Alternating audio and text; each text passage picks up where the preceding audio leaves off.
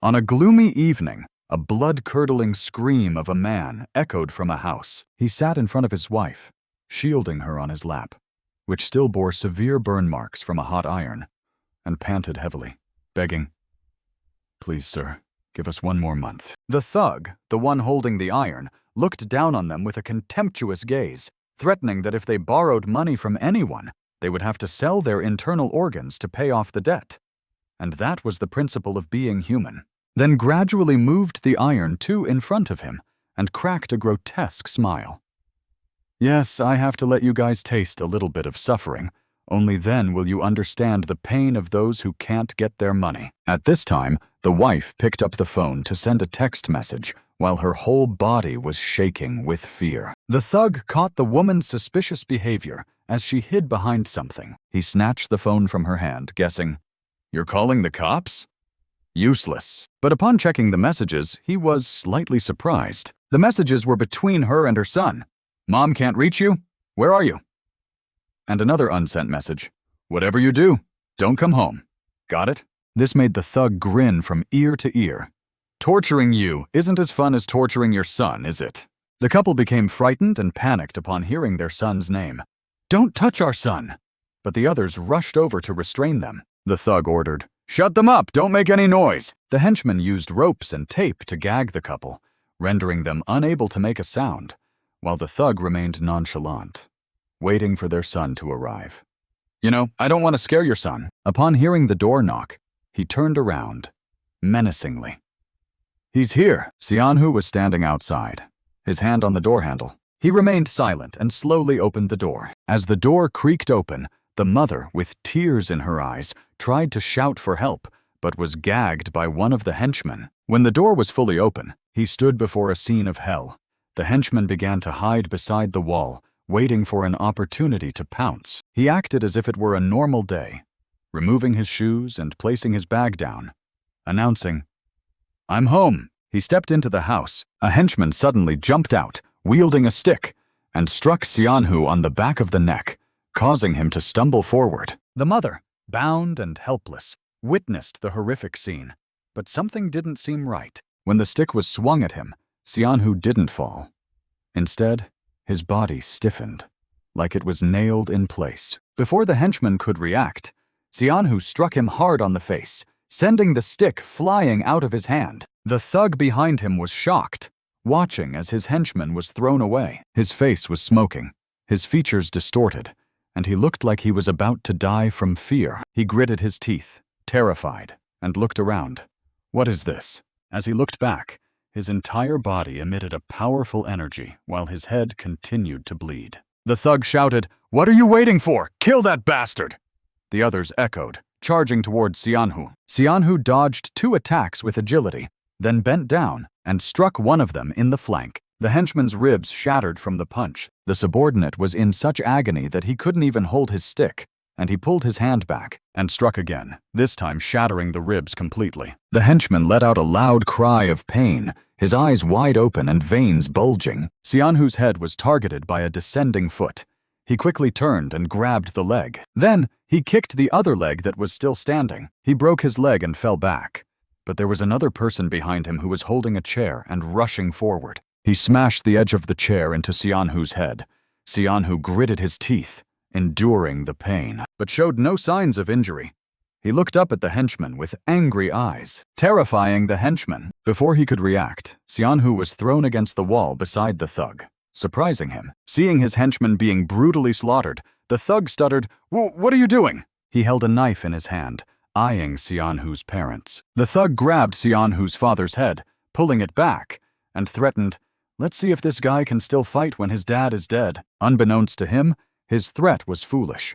Sianhu picked up the hot iron and charged at him. With one strike, the iron slammed the thug's head into the door, creating a large hole in the wooden door. Sianhu's parents watched in shock. Sianhu pulled back the iron, which was now lodged in the door, with the thug's face a mess of blood, his teeth half knocked out, and his voice hoarse.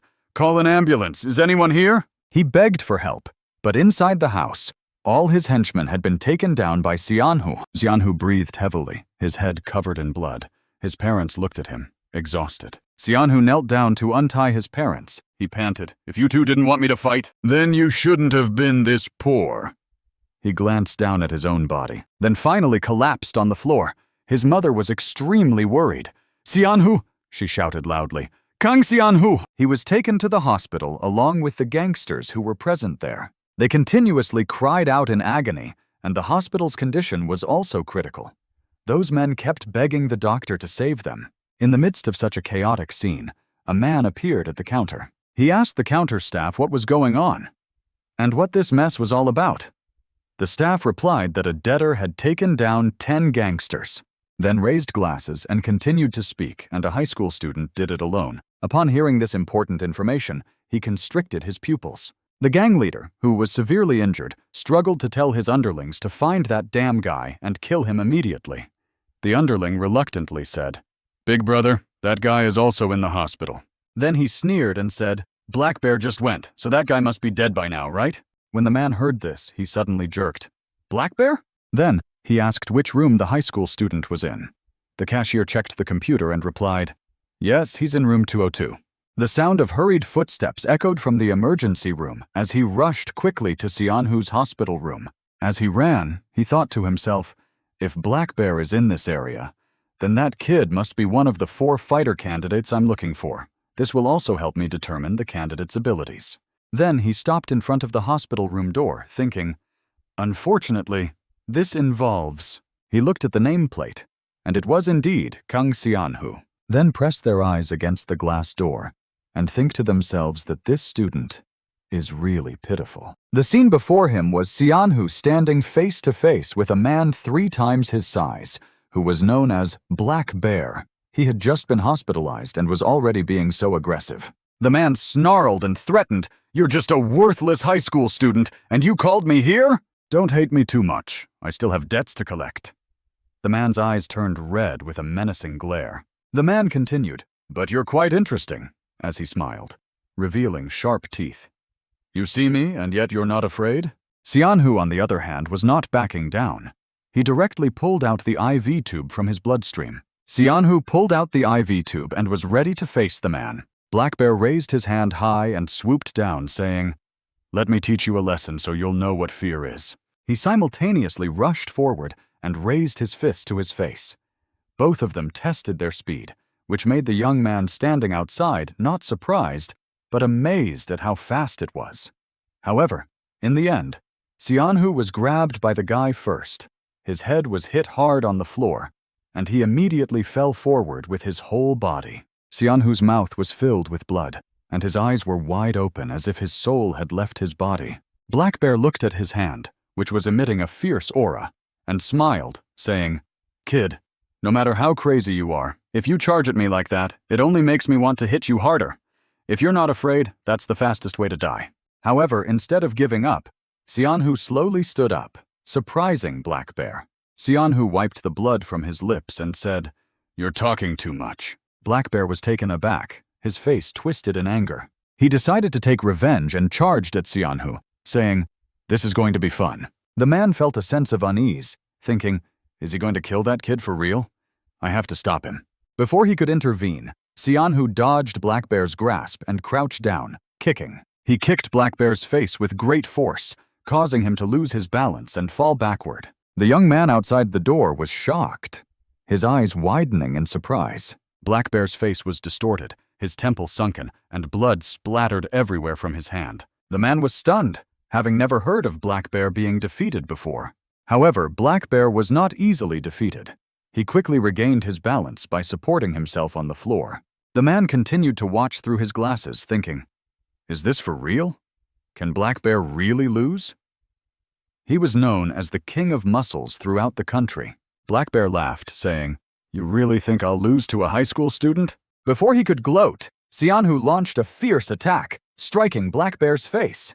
The hospital room was shaken by the impact. The man felt dizzy, thinking that this was too unbelievable. Xianhu continued to pummel Black Bear's face with relentless strikes. Black Bear's face turned red with strain, and instead of enduring, he wrapped his arms around Xianhu's back, locking him in a tight grip. Black Bear sneered, saying, "Do I really need to use my ultimate move on a high school student?" The young man muttered to himself, "Isn't that Black Bear's signature move?" Thinking, "I have to stop him." Black Bear began to tighten his grip, using his strength to try and break Xianhu's bones. He threw his head back and laughed loudly. The young man immediately opened the door and rushed in, shouting, "Stop! Stop!" However, they didn't back down. Instead, they locked into a stalemate. Xianhu began to straighten his body, and a powerful aura emanated from them. The young man stood there, shocked. The entire room was filled with smoke, but they still hadn't determined the winner. Black Bear was astonished, looking at Xianhu. "Your body is numb. I used all my strength." Xianhu slowly grasped Black Bear's shoulders and raised his head, leaving Black Bear stunned. "You can still move your bones, are you okay?" The Black Bear tried its best to tense its muscles and tighten its grip. "This time, I'll crush you into 100 pieces." But he still stretched up high, his bones and joints unharmed, causing the Black Bear to shout loudly, "Why didn't they break?" In response, he slammed his head into the bear's face, like iron hitting cotton. Just one hit caused a lot of bleeding. The Black Bear's face was being destroyed, and in his head he was thinking crazily, "Is his skull made of metal or something?" He hit his head into the bear's face again. The Black Bear's face was deformed, as if something hard had hit it. Xianhu still didn't let up, hitting several more times with his hard head, until the young man spoke up. "Stop, he's unconscious." Then the young man bent down and stroked Xianhu's back, calming him down. After that, he looked at the Black Bear's corpse and said, "If we continue fighting, the cleanup will be troublesome." He then called the medical team in room 202, building B, saying, "There's a head injury due to a traffic accident. Please help us handle it." He breathed heavily, looked up, and asked, "Are you with them?" The man replied, "Yes, it doesn't matter. I was thinking of forming a team with you." Xianhu didn't understand what the man was talking about. When the medical team entered the room, they stood before the Black Bear's corpse, fell silent for a moment, then turned to report to the young man. "Confirmed. It's over." The young man raised his glasses and said, "How can we be sure the Black Bear won't wake up?" The team leader ordered them to start cleaning up. They began to clean up the corpse. Xianhu looked at the scene, feeling strange. He turned to the people working and asked, "What are you doing?" The young man handed Xianhu a red card, saying, "This is someone who can give you everything you want." Xianhu took it, examined it, and was a bit surprised. The young man continued, "All you need to do is fight to serve that person." But Xianhu responded with a dismissive wave of his hand. "Go away." After crumpling the card, Xianhu decisively threw it into the trash. "We're not interested in fighting for money." He then walked straight to the door, muttering, "What kind of scam is this?" The young man just looked at him and shook his head, struggling to think that it could be changed. It seems he knows Xianhu will need it soon, and his face darkened. Xianhu was in the men's restroom, washing his face to regain his composure. Then he looked in the mirror and lamented, "Even if my life is a mess, I must fulfill my mother's wish and never fight again." Suddenly, someone opened the door and asked, "What are you doing here?" It was Xianhu's father. Xianhu was surprised and turned around. His father asked, "Where are you going in this state?" Xianhu turned around, angry, and repeated, "This state?" before shouting, "Who do you think is responsible for this state? You're a boxing champion, aren't you? You were even invited to join the national team. Why didn't you do anything? Instead, you brought a pile of debt home. Your pride as a champion is too great, so you can't accept working at a martial arts gym. I don't know why you were kicked out of the national team, but isn't your pride more important than my sick mother?" Xianhu's response was met with silence. His father eventually left.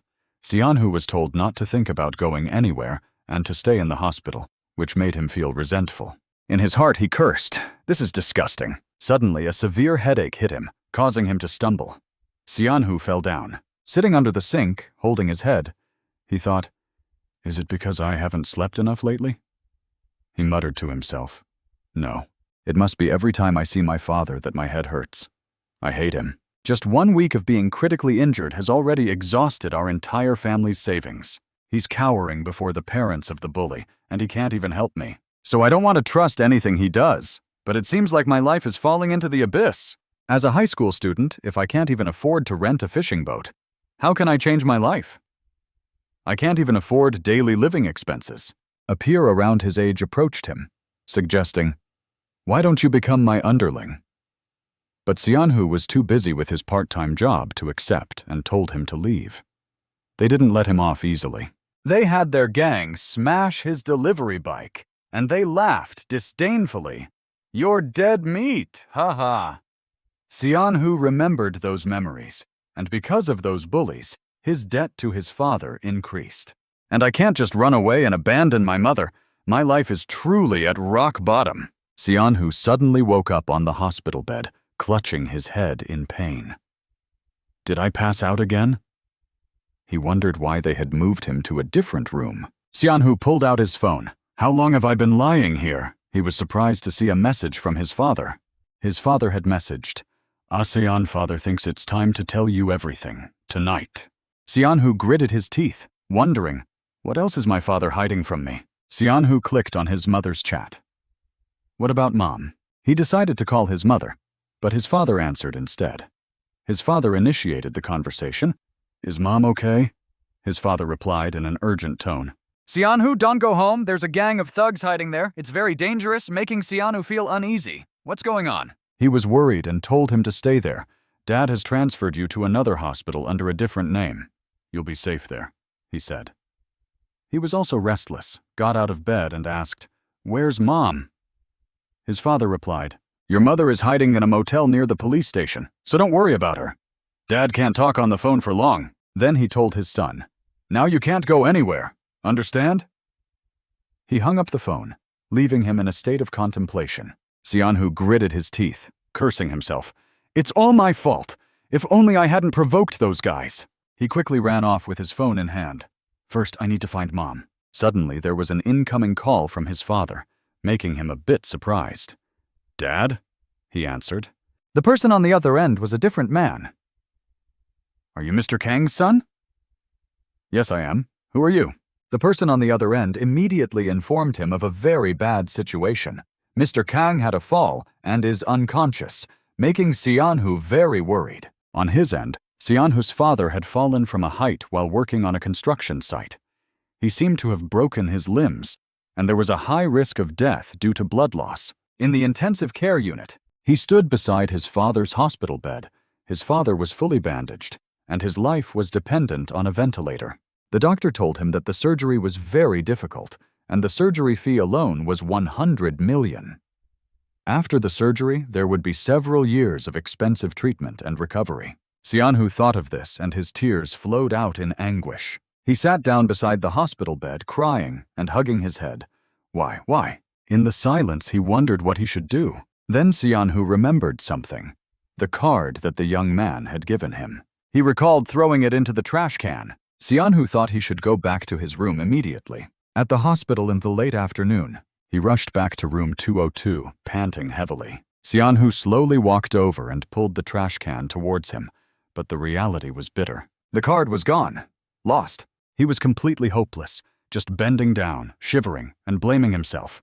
"It's all my fault." Xianhu's face was covered in tears. "I'm sorry, I couldn't do anything." And then he cursed himself. "If I were dead, it would be better." As if heaven was helping Xianhu, the young man stood outside the door, holding up the red card.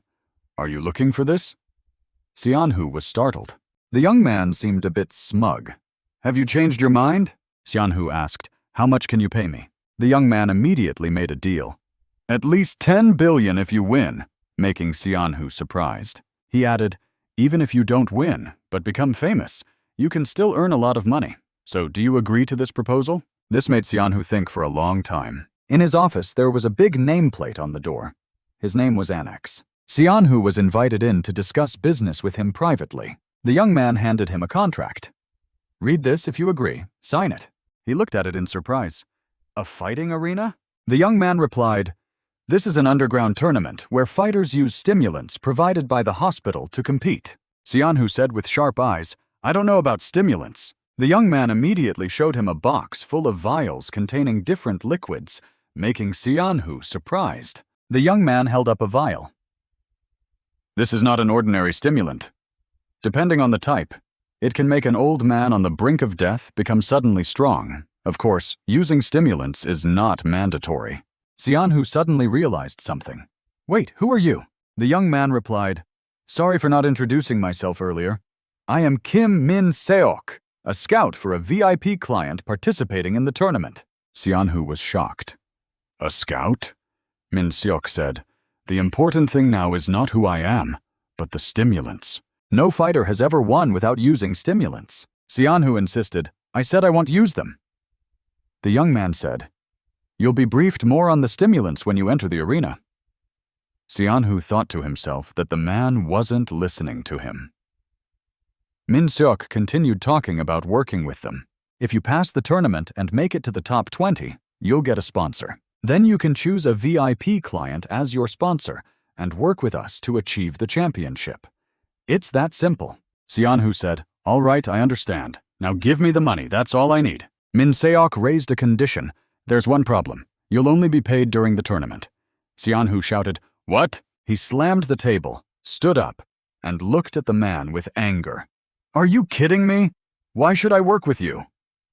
Seeing him getting agitated, Min-seok seemed to enjoy it. He calmed him down by revealing his weakness. "Calm down. You need money for surgery and to ensure your parents' safety, right?" Sianhu was stunned. "Who are you? How do you know that?" The young man replied, "Just work for my boss, and he'll take care of your parents' safety, their surgery, and treatment expenses, even dealing with his debt collectors." Upon hearing these benefits, he didn't dare to believe it. His phone rang again. Sianhu picked up the phone and saw it was his mother, so he put the phone to his ear and answered the call. "What's wrong, Mom?" Your mother on the other end told Sianhu that she heard you had paid the hospital fee for your father, and you even sent bodyguards to her, right? This made him pause for a moment. That Min-seok told me that he had prepared a safe house for you to rest. To be honest, I don't have any other choice but you, Kang Sianhu," he replied to his mother. "Mom, those people were sent by you. Just do what they say. You'll be there soon." His face was still expressionless, as if he was in shock. His mother felt a bit strange. "Sianhu," he didn't say anything else. "I'll call you back later." Then she hung up and looked at the ground. After a moment of struggle and thought, Sianhu stood up and asked, "What do I need to do to get 10 billion gold?" He replied, 10 billion is just a reference number, which surprised him. Min-seok added, "Depending on the number of people betting on you, this number can increase.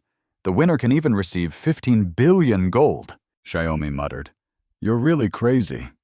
But he replied, "It's not impossible. Compared to the price that the fighters pay, it's still quite small." Another fact made him stunned. Min-seok spoke up. "Many people have become disabled, and some have even lost their lives.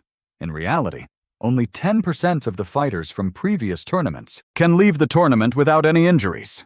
He said it with a mix of warning and reassurance. This made Sianhu struggle with his thoughts again. "Are you crazy? So many people die and no one knows?" He replied, "Exactly. Many people have died, so we have to keep it a secret." Sianhu was surprised again. "What did you just say?" He pointed to the contract. "Once you sign this document, the first thing we'll do is create an alibi for you." Sianhu's eyes widened in shock. "An alibi?" Min-seok immediately replied, "The hospital is the best place to create an alibi.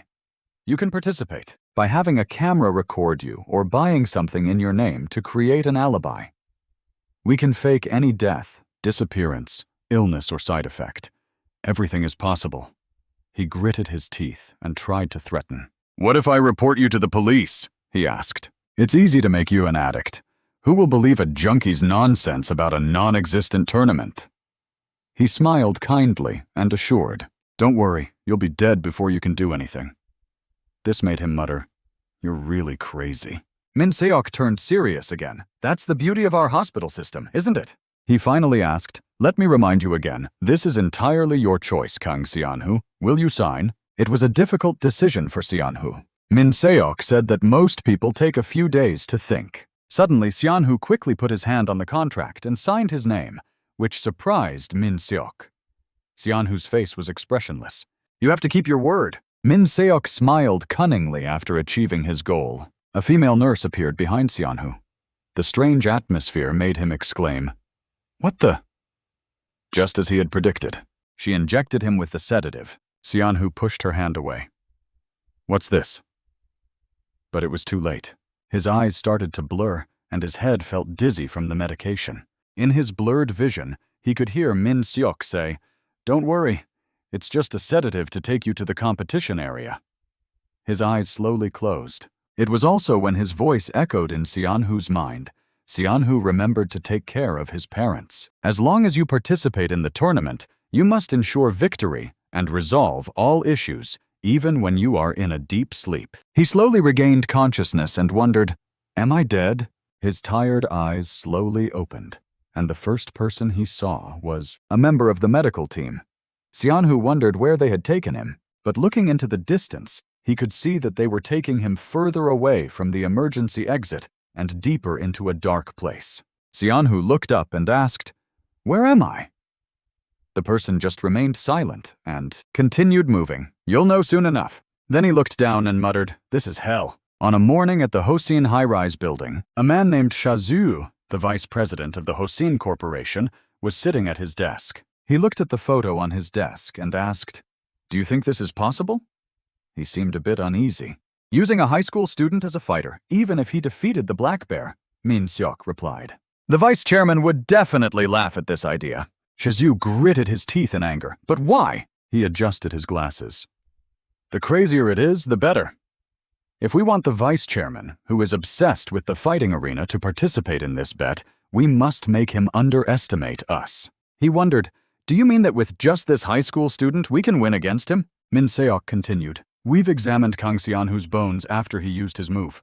The result was beyond our imagination." He showed a crazy expression on his face, and with his other hand he touched his hair, looking very excited, which surprised Shazu. "What do you mean?" he asked, slowly opening his eyes.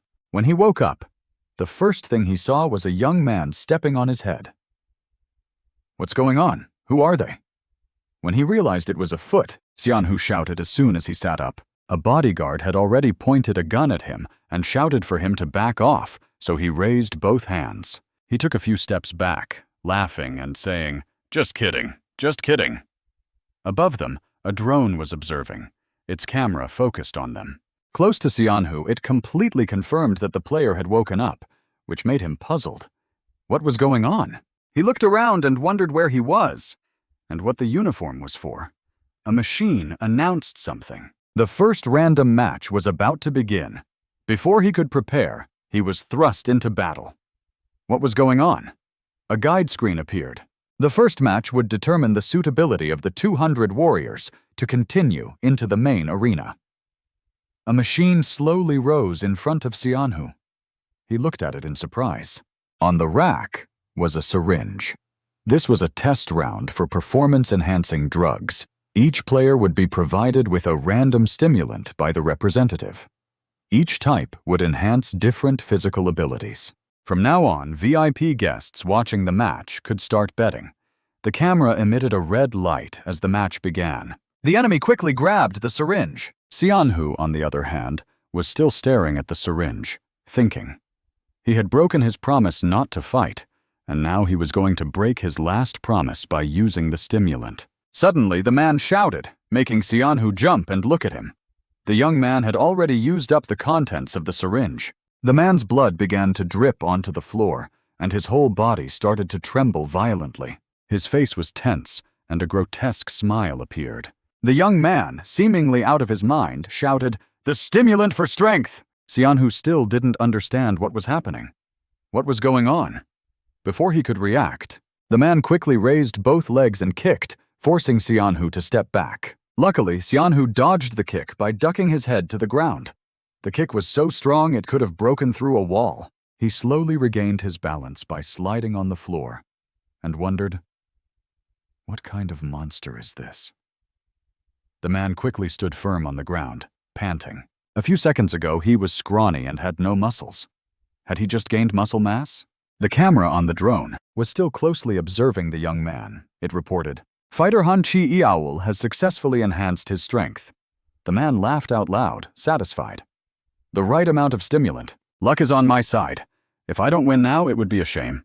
I'll crush those who once laughed at me for being scrawny and weak." As soon as he finished speaking, he jumped up and landed in front of Sianhu quickly. The man slowly closed in. He looked down at Xianhu with a challenging gaze, thinking, should I kill this brat for fun? Xianhu simply punched at the man's nose, but he didn't dodge and took the hit. A gust of air was released as Xianhu pulled back.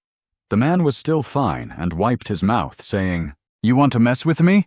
You think you can take me down?" Xianhu thought, it seems his reaction speed hasn't improved. If I can close the distance and create an opening. As he thought this, the young man charged at Xianhu like a wild wolf. Xianhu hadn't reacted yet when the man hit him on the head. Xianhu's body fell to the ground. With a mouthful of blood, Xianhu thought, even if I can't keep up with this monster, I can still aim for his face. He quickly regained his balance by supporting himself with one hand on the ground and kicked back.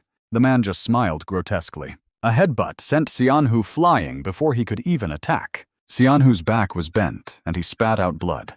The man grabbed his leg and raised his hand high, looking very pleased. I don't even need to see how you move. All I need is this brute strength. The monster slammed Xianhu's body onto the ground, causing the floor to crack. Xianhu's head and face were bleeding profusely, a terrifying sight. The man laughed wildly. Beating you is too much fun! As he finished speaking, he crouched down, raised both hands, and prepared to jump. Let's see how much a person can be crushed. As he leaped into the air, the ground was sucked up due to the force, and he was airborne. He shouted loudly where Xianhu lay, "Come out, all you who have looked down on me!" His face was frenzied, because now I am the king here. With just one landing, the man literally crushed Xianhu's chest. The ground was thrown up violently. Xianhu's body was pinned to the ground. The man laughed savagely. Breaking someone's ribs is the most satisfying thing. Xianhu, under the young man's feet, was half dead and couldn't close his mouth. Meanwhile, Min Seok said, "We've examined Kang Xianhu's body after being attacked by the black bear, and the results are beyond our expectations." He was excited and grabbed Xianhu's hair, a bit surprised. Min Seok immediately reported that the hardness of Xianhu's bones was 10 times that of a normal person, which surprised him. 10 times. He smiled dictatorially. The hardness of Kang Xianhu's bones was not human. It was true. Xianhu, even now, hadn't broken his ribs. Instead, he was able to get up and grab the man's leg, surprising the young man. Before he could react, he immediately escaped the guy's pinning strike and threw his whole body straight up, kicking the guy's face. The guy again intended to grab his ankle, but Xianhu was well aware of this move. He immediately pulled his foot back and rotated his body horizontally. The guy reached out, but only caught air. He then stepped back out of the young man's attack range. The guy was also exhausted, but Xianhu still had plenty of energy, causing the guy to pant heavily and wonder why Xianhu didn't use stimulants, but was still so strong, and clenched his fists in dissatisfaction, thinking that it was just Xianhu's body not being fully adapted yet. With a blood-soaked head, he stood straight up, staring intently at the guy. This monster slowed down his movements, and Xianhu was certain that the guy's endurance hadn't been enhanced. Then he began to take a defensive stance. As long as he could still dodge, he could target the guy's face. He had to punch faster instead of relying on brute strength. Xianhu moved up and down nimbly, making it impossible for the guy to catch his movements. When the young man started to swing his hand, Xianhu immediately sensed that he was charging, and with a swift duck, he evaded the opponent's attack, and was even able to counterattack the guy's face. When the guy once again tried to grab him with his hand, Xianhu quickly retreated backward before being caught by the guy's hand, then struck the guy's face again. The guy was immediately dazed by the strike. Seizing this opportunity, Xianhu stepped forward and struck the guy's face again. The guy was almost knocked out for a few seconds. Xianhu seized the moment, a heaven-sent kick. Then Xianhu raised his hand behind him, gathering strength just as he was about to unleash the blow. The guy suddenly stood up strongly and grabbed Xianhu's hand tightly, immobilizing him. The guy sneered and said, "Gotcha! You're so excited you didn't realize I was letting you hit me, did you?" His brother frowned and said, "You think I didn't mean to let you catch me?" making him feel annoyed. "What did you say?" Xianhu immediately asked. "Do you know why a kangaroo rat holds its opponent's hand before striking a powerful blow?" Making him feel a bit puzzled, something suddenly flew towards Xianhu. At this moment, Using the firm grip as a fulcrum, he pushed his whole body up, directly kicking his face with his foot. The young man couldn't retract his hand, so he couldn't defend himself. Immediately, his face was smashed to pieces. His teeth were all knocked out, and blood splattered everywhere inside his mouth. He was quickly flung backward, and as he slowly raised his head, blood still gushing out of his mouth, he tried to speak. "What's going on? My body can't move anymore. Damn it, why has my body become like this? How can I lose to someone who doesn't even use stimulants?" When he looked up, he noticed something. The syringe that Xianhu hadn't used. He suddenly had an idea. That's right, 1 dose is still not enough for me. He crawled to the medicine rack, reached out, and grabbed the syringe inside. Xianhu noticed this. He immediately panicked and rushed over. The stimulant was about to be administered to him, just as he kicked towards the young man. At the same time, the young man injected the stimulant into his neck, and he was quickly infused with a large amount of stimulant. His eyes turned red and terrifying. The surveillance aircraft was reported to have successfully used endurance-enhancing doping. He immediately jumped up and slammed his back into Xianhu's abdomen. His body, as hard as a monster, made Xianhu spit out blood, and he opened his eyes wide in pain. Xianhu completely lost his strength, and the man picked up his whole body. Preparing to slam him to the ground, he shouted loudly, "Who are you calling a weak and useless person?" He immediately threw Xianhu's body to the ground. A burst of energy released from the throw. Xianhu coughed up blood continuously due to the strong impact. The drone slowly approached his body to observe the situation clearly, but he swatted the drone away, still in a frenzy, and shouted, "Get out!" Then he slowly approached Xianhu's head, saying, "It's not over yet." Then he tightened his grip around Xianhu's neck, making it hard for him to breathe, and whispered in his ear, "There's something I've wanted to do for a long time. Yeah, it's this feeling. For insects like you, I need to break your neck to satisfy my anger." Xianhu's eyes gradually rolled back, and with each labored breath, the only thing that echoed in his mind was the word, "Dad." Then a jet of blood spurted out, and when a stream of blood splashed onto the red floor, tense with stress, the young man suddenly collapsed and died. The remote-controlled plane observed again, and then Zhuo reported that the match was over because one of the players had died. Shazhu observed the camera. Through the computer screen, he wondered, why did he die? Min Seok, who was beside him, explained that it was due to an overdose of stimulants. Adjusting his glasses, he said, "The survival rate when using 2 types of stimulants at the same time is less than 0.5%. Min Seok analyzed in depth. He had successfully used stimulants to increase his strength, but then he injected another dose. His endurance was exceeded, so it was only natural that he died. On the camera screen, it was observed that the group of people had started to move the body. He pondered, "I must admit, you were lucky. Your opponent brought about his own death." Min Seok continued to express his opinion. Perhaps this was not entirely due to luck. "Your body is very unusual," he said. "It's not just about having bones that are hard to break, is it? You know that this place is full of monsters that are even more terrifying." He explained that with the stimulants they had, it was possible to enhance muscles and various bodily functions. "Anything can be enhanced, except for one thing, bones." Min Seok pointed out the crucial point. There must be some special secret behind this. Shazhu, upon hearing this, said, "Let's see how effective it is when he enters the main tournament. What's the next step?" Min Seok replied, "Since he has passed the trial match, he will receive emergency treatment first. Then he will let him meet other monsters on the camera, replaying the image of the group of people supporting Xianhu, walking in a dazed and tired state. As soon as he finished speaking, they were given increased powers." Xianhu's eyes were still fixed on the plane as he was taken into the combat arena treatment room. Xianhu was currently sitting on an examination table with a medical staff member. He was staring blankly at the ground, saying nothing. In his mind, he was wondering, did he really die because of me? No, I only wanted to knock him out.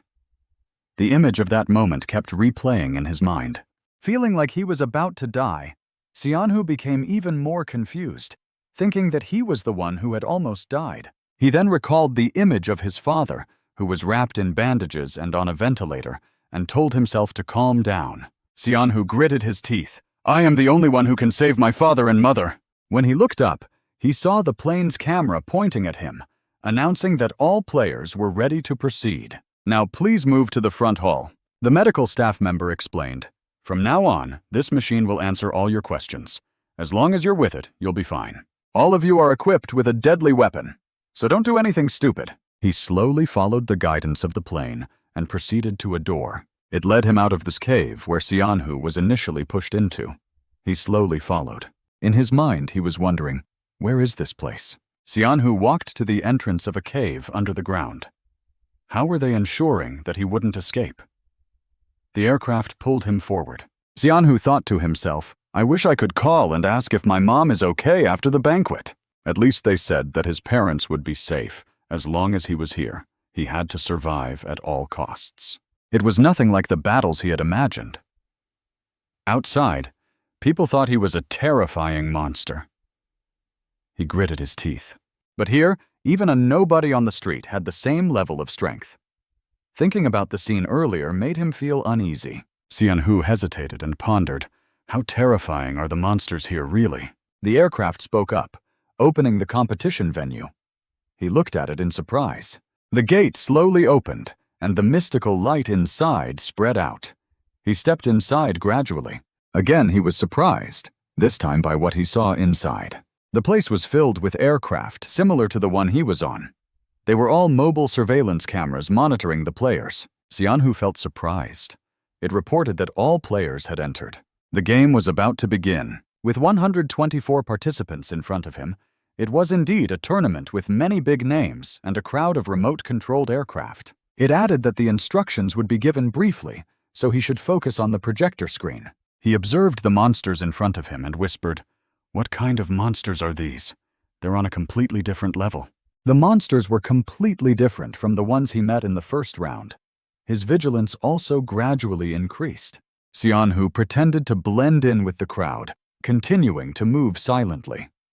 He told himself that if he wanted to avoid unnecessary injuries in meaningless battles, he should stay under the locator until the official start of the competition. Suddenly, a big guy standing behind him spoke up, challenging him.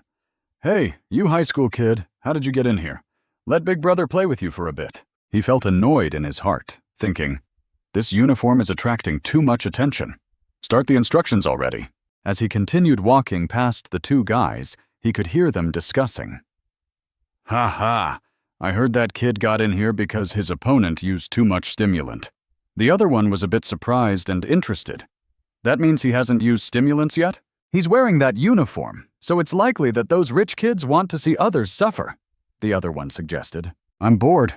Let's play with that kid for a bit." But the other guy suddenly said, "Duck down and go away. It seems like someone else is targeting him." This made the guy a bit surprised. Behind him, there was suddenly a voice. Sianhu slightly glanced back without turning around. He had already sensed it. The guy was the one he met in the lobby earlier. He was following him and intentionally causing trouble. When someone asked, "Do you want to play or not?" "You have to answer." It made him curse inwardly. "Damn it!" The guy grabbed his head and said, "If you don't answer, I'll kill you." Sianhu silently thought to himself in his heart, to survive with this crazy mob, and gritted his teeth. If they turn around and prepare to confront us, we need to be crazier than they are. As he prepared to raise his fist, the other person was also ready to raise his hand. He became silent and thought about how to deal with this crazy mob. A muscular man was shielding the young boy, which made him ask what was going on. The old man told him to stop, but he didn't comply. He immediately grabbed the old man's arm and squeezed it hard until the muscles started to tense up, and sneered, asking, "What now?" Despite his hand being burned to a scorching hot temperature, the old man calmly said, "He's just a student." Then he withdrew his hand, on which there was a friction burn mark, and said, "You want to fight me with just one hand pumped with stimulants? And you want to save that brat by looking at him?" This made Sianhu feel belittled. He gritted his teeth and couldn't bear the humiliation. He had to pretend to be nonchalant. It was better than being hurt for nothing. The man started to raise his fist, saying, "Go ahead. Come and die for that student." The man on the other side immediately raised his fist to confront him. Sianhu on the other side immediately turned around to help the old man. It's not over yet. We can't let them be. Suddenly, gunshots rang out, and blood splattered everywhere, shocking Xianhu. The drone with a mounted camera was hot off the barrel, having just fired a shot. The man was shot multiple times in the head and fell to the ground.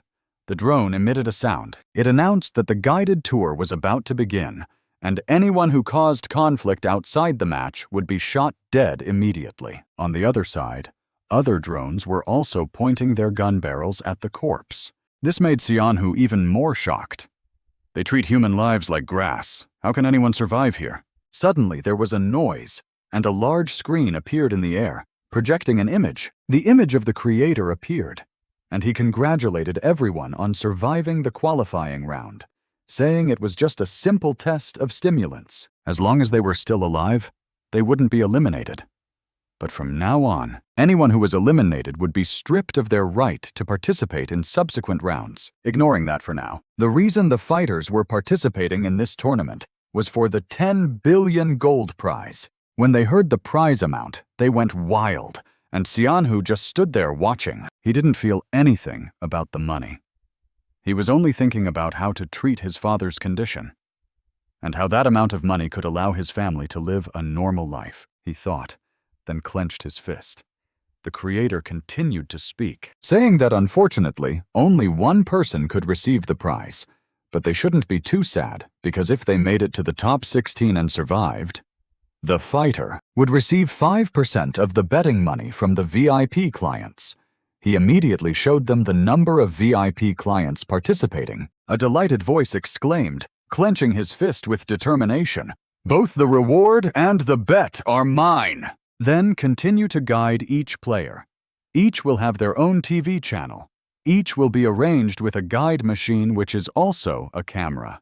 He immediately switched. He glanced at the aircraft beside him, where they were scattered all over, and they were also live recording devices. The VIP guests would watch the channel of the player they thought would win, and he would summarize it. In short, the more attention from the VIP guests, the more money they would receive. So they had to attract as many viewers as possible to earn a huge fortune. Now, each person would be provided with a personal room to stay in until the game ended. They could freely choose their roommates. The doors to the empty rooms slowly opened. He said his final words. Any other questions will be answered by the guide machines. Now, let's move out. The two of them discussed among themselves. If we want to attract the attention of the VIP guests, we should stay with the strong ones and make an effort to show off our skills. Staying with that young kid won't get us a single cent. Xianhu seemed to not have anyone to pair up with, and it was even hard for him to find a room. But the man from earlier quickly approached him and put his arm around his shoulder, saying, "Don't worry too much, kid." Xianhu looked at him in confusion. The man reassured him, "I will ensure your safety until the official match begins." He glanced at the man's arm, which had burn scars and was trembling, but suddenly, he noticed a person with blonde hair. At first glance, he thought to himself, "It can't be. Could it be?" The man's words cut off his train of thought. "It seems like the room over there isn't being fought over. Let's go check it out." He was sweating with a bit of anxiety, worried that the other had been hurt because of him, and now he still wanted to share a room with someone who was being shunned by everyone, and just kept looking at the others back. I don't know what his motives are, but no matter which room we choose, danger is always lurking everywhere. When he saw him standing still, the man turned around and asked, "Why are you still standing there?" He stuttered, "Let's go." As they saw them forming an alliance and heading to their room together, the others whispered among themselves, "What kind of group is this? They're guaranteed to have a terrible view count." They kept talking from start to finish, so he chose the room next to the person with the highest view count. Staying in the same room would be very dangerous, but being next to them would at least give him a bit more screen time on the popular channel. The muscular guys were naturally more attractive and had higher view counts. The room they entered was like a dark abyss. Just as its exterior looked dangerous, the people inside were also huge and intimidating. A young teenager entering the room caught them off guard. He closed the door behind him and walked towards them, saying, "This spot looks good." They felt a sense of unease. Until he ordered them to step aside, they were shocked by his audacity. One guy stood up and threatened the camera. And before it was even turned on, you closed it already? Then he immediately raised his hand high, took a swing, and laughed, saying, "You're so eager to die, aren't you?" But before he could take action, the young man immediately used 2 fingers to jab and stabbed him in the neck. Blood gushed out from there, and the big guy was immediately disoriented. Then he fell down with his neck twisted, causing the other 2 to be frightened. When he spoke up, the others were like timid rabbits and remained silent, no longer daring to disobey. He then said, "Good, just stay silent like that." Then he licked the blood still on his finger. "The person I want to fight is someone else." He was Han Min Soo, 19 years old, continuing with A. Nizer's martial arts. The next morning, on a rolling 4-wheeled vehicle, inside were Annex and Min Seok, with Min Seok driving. He reported to him that there was intel that the vice chairman would form an alliance with Choma Chun, the former champion of the previous season. He responded, "Of course, it's a done deal. Who else could it be? But our alternative plan is to use a high school student." He said that if Sien-Hu could make it to the top 16, he would go through the second round of the stimulant test, and then he could show off his skills. With his physique, it's highly likely that the stimulant will have a maximum effect. His body is already 10 times harder than a normal person's. Min Seok's eyes suddenly opened wide in a strange manner. If he were to be injected with more stimulants, a monster that would break all records would be born. He clicked his tongue at the issue of fighting for the strong. "Tisk anyway. He's on our side now. I'm worried that others will snatch him away." He was certain. I don't think we need to worry about that now." Then he explained that the room where Sien-Hu was staying was for the 5 people with the lowest view count during the stimulant test. This made Jen Yu even more surprised. After being brought back to the team room by the man, he explained some basic things to increase view count. "It seems difficult. The audience will only focus on the fighters they think will win, that they think they'll win anyway, and one of them is a female fighter. The chances of her winning are not highly expected." The person sitting on the side was a female fighter. Amanda Grock, 23 years old, from Kaboisa, Iuit. He continued to introduce a grown man with a humble height. "This guy is the smallest in the tournament." The blonde-haired young man was Kim Mi-ho, 25 years old, a boxer. He then introduced a young man, the last one, who was Menon. Menon kept trying to touch his elbow with his tongue, muttering elbow, elbow like a brainless person. 28 years old, Menon is still in an overweight state because he's trying to touch his elbow with his tongue. He was still saying loudly, "Help me! Help me!" Sien-Hu was speechless. The drones started to swarm around them. He looked up at the camera. The camera was on, and he said, "The camera is rolling now. But to earn money, we need to attract viewership." Just as he finished speaking, he raised his hand and then jumped forward, then suddenly landed on the ground, supporting the weight of his entire body with one hand, which surprised Sien-Hu so much that his head jerked back, and then he started doing push-ups like it was a normal exercise. 1, 2, 1, 2. Everything was met with Sien-Hu's astonished gaze. He scratched his head, seemingly judging that this wasn't very promising. When he looked to the female on the side, she had already stood up and suddenly extended one finger, pointed it at the ground, then stabbed her entire fingertip into the floor, leaving Sien-Hu aghast. She began to lift her legs off the ground, and then lifted her entire body using only one finger. It was even more terrifying than the uncle on the other side. Sien-Hu's eyes widened in surprise as he wondered how she could lift her entire body with just one finger without even taking a running start. They continued like that. 1, 2, 1, 2. Sien-Hu didn't understand what was happening and stuttered as he waited for the Minyo on the side to get into position. He confidently said that only fools would show off their strength, which made Sien-Hu extremely curious about what he was demonstrating, which was about speed. In just one swift motion, he had dashed to the end of the room and back to his original position. Sien-Hu was left stunned. Minyo didn't stop there. He continued to repeat the action, leaving Sien-Hu in awe. How is he so fast? On the other side, Menon was babbling like a mentally challenged person, stuttering and almost choking on his words. "I did it. I touched it. I'm the best." Sien-Hu was sweating bullets. In this room, there were all sorts of people. From arm wrestling to track and field, and even some weirdos like Menon who liked to show off, Xianhu felt regretful about his choice. He didn't know what the aspirations of these people were. All he knew was that he felt awkward. It looked impressive, but watching this made him feel like a fool. Suddenly the door slams shut, and on the TV a matchboard appears. 124 people had been divided into brackets. He looked up to examine the list of contestants, and was a bit surprised to see that his opponent was Kai. Xianhu would be competing against Kai at the high-rise company. There were two familiar faces. Shazhu asked if it was okay after getting an answer. Michel responded that he had never lost a fight as a warrior. "Let's go." He turned to Shazhu curiously and asked what "let's go" meant. Shazhu replied that it was a martial art with some similarities to Muay Thai. However, the difference was that it was more violent and had a greater lethal force. Shazhu asked if Muay Thai wasn't already a dangerous martial art that allowed the use of elbows and knees. Minseok replied that the allowed range of "let's go" was even broader, then listed its advantages. Not only was it a bare-knuckle fight, but it also allowed the use of fists. If you used your forehead to attack an opponent's face or head, the strongest bone in the human body would create a fatal wound. That was the reason why the tournaments banned this martial art. But the most dangerous thing about Leadway was elsewhere, making him curious. Min Seok explained, it also allows attacking the opponent's neck and spine. These few moves can be fatal if not treated immediately. That's why this martial art is prohibited. Kai had the most experience in the fighting arena among all participants.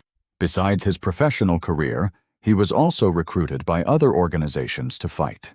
He heard a term organization that caught his attention. He replied, "It seems that fighting in the ring is not enough to satisfy him." He started looking for street fighters. Notorious for his fighting skills, he attracted the attention of organizations.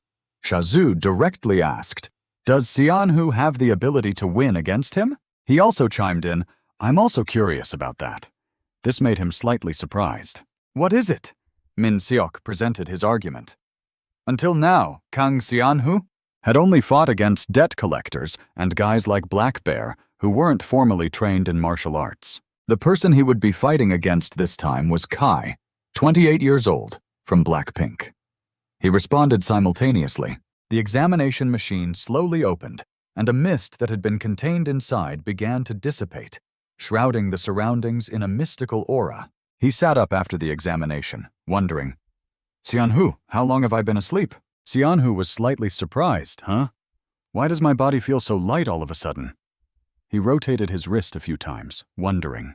Not just light, it's like, I've had this feeling before. Then he looked at his hand again and muttered to himself about the events that had transpired. When I woke up after fighting that guy, Black Bear, he kept thinking that he was haunted by the strange sensation he had experienced.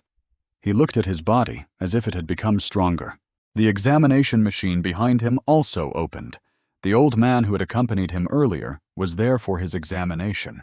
When he saw the old man, he was startled, but the old man remained calm, saying, "There's nothing to be surprised about." The old man smiled, touched his healed arm, and said, "If muscles are pushed to the limit and recover without any permanent damage, they naturally become stronger than before." Then he assured, "You definitely haven't done this before." Xianhu was taken aback, confirming to himself, "Yes, when I fought Black Bear, I reached my limit without even realizing it." The old man continued, "But your recovery speed is also unusually fast. Don't you think so? Or have you taken some kind of recovery-enhancing medication?" Xianhu simply replied with one sentence. "More importantly, I've had a question since yesterday." This made the old man listen attentively, apologizing. Xianhu repeated, "Back then, why did you risk your life to protect me?" The old man just looked at the ground, pondering, and then replied, "You're like my son." This left Xianhu slightly taken aback. The old man added, "If I were a better father, my son wouldn't have had to bear a huge debt to loan sharks." He partially understood, so he was here because the old man had arrived correctly, and to atone for his mistakes, he had to pay off the entire debt, and the old man had revealed it. "But when I saw you alone, I couldn't help but think of my son whom I had ruined and abandoned. I couldn't just stand still and wait, watching." Xianhu began to become serious again, warning loudly, "Stop wasting time!" making the old man somewhat surprised. Then he gritted his teeth and said, "You have to live to take care of your son, because if you die, nothing will change." He dared to say it straight, and the old man actually believed in that idea. The old man even grabbed his neck, saying, "You dare to say that? I'll swallow you whole!" making Xianhu stumble backward. "No, that's not what I meant." Suddenly, a loud noise came from afar, attracting the attention of both people. It was Mainon, complaining to the TV, "Why can't I be in the main area?" Then he caused a scene with the airplane, and the people watching, getting agitated. "I'm someone who can touch my elbow with my tongue!" He continued to rage, trying to grab the airplane, but despite many attempts, he still couldn't succeed. Returning to where the two people were standing and talking, the old man added, "I've heard that the match with the most views will take place in the main area, and the rest will be in the stimulant area." Then he raised his glasses and said, "But there's one thing. All of us except Menon." They looked at the person who was sticking out his tongue like a lizard, catching the airplane, and said, "If being in the main area means our opponents will be the most prominent monsters." Hearing this, he was puzzled. "Isn't that good?" That made the old man surprised. "Good? What are you talking about?" He slightly curled his lips, seemingly interested in the strong opponents, as it was an opportunity to attract all the VIP guests. The old man looked at him with a somewhat pleased expression and said, "You're really crazy." Manon suddenly interrupted, "The main area doesn't just attract views." He immediately jumped back, "It's okay." Manon continued with a strange smile. "It's also where the 16 VIP guests will appear, the superpowers that rule the world." Xianhu thought to himself, "Does that mean the reconnaissance officer will also come? I want to hear news about my mother." As night fell outside, in front of a warehouse, 3 cars were parked, and they stood before a container filled with coal. The fire was burning fiercely. Shizhu gritted his teeth, puzzling. "I thought we were going to the main area, but what's with this dirty place?" Min Seok explained, "The location of the fighting arena is a secret, known only to the organizers, so they must want to meet us in a hidden location." He was glued to the tablet, but it seemed like someone other than them had been watching Kang Xianhu's channel. The old man looked uncomfortable and asked, "What's going on? Why is this happening suddenly? Is someone watching us?" Suddenly, from the other side, a woman's voice was heard, seemingly misunderstanding something. The two of them looked up, and it was... The 19-year-old was the youngest daughter of the Hosin group. She smiled and said, "It's just that I'm interested in the student named Kang Xianhu, that's all. Chenzu didn't like her either. I was just fired from the company not long ago. Why is she following me around like a mouse?" Min Seok immediately said, "It seems like this young lady is interested in our boss," making him disagree and interrupt. "Who is a young lady? She's just a bastard child." She walked down step by step, still looking relaxed, and said, "You're really harsh. I've dropped out of school to help the company with my 2 brothers." Then she added, "Thanks to them, I got to know this interesting place, so I'm really grateful." He looked suspicious and said, "No matter what you're plotting, it's best to keep quiet and leave." Suddenly, a car drove straight in. Another camera-equipped drone flew in, along with the car and the escort team. They removed her blindfold. Zengen slowly opened her eyes. What she saw in front of her was a large, transparent glass. Zengen was blinded by the light. Below was a large and clean fighting arena. The guard landed on the arena floor, while the director had already arrived at one of the 16 VIP rooms. Zengen wondered, "Is this it?" She curled her lips. "This game is going to be tough." In the room next door, Jen Yu sat on the couch, praising, "Yes, this place is quite large, isn't it?" Min Seok was glued to his tablet. Statistics showed that after the match here ended, the match at room 10, where Xianhu was fighting, would begin. Suddenly, from below, it was as if there was a landslide, making Shizhu jump. Below, Minsu was defeating a large man, slamming him into the wall until it cracked. Shizhu looked at him in surprise. "What the heck?" Min Seok replied, "That's Han Minsu, a classmate of Kang Xianhu's." He turned around, surprised, and asked, "Still a high school student?" He replied, "He's already dropped out of school. It's hard to understand when there are 2 monsters like this." Jen Yu heard this and snorted. He added, Han Minsu attends the same school as Kang Xianhu. It turns out he's also a classmate of Xianhu's. The drone flew over to check and reported, "The matches in rooms 9 and 20 have ended.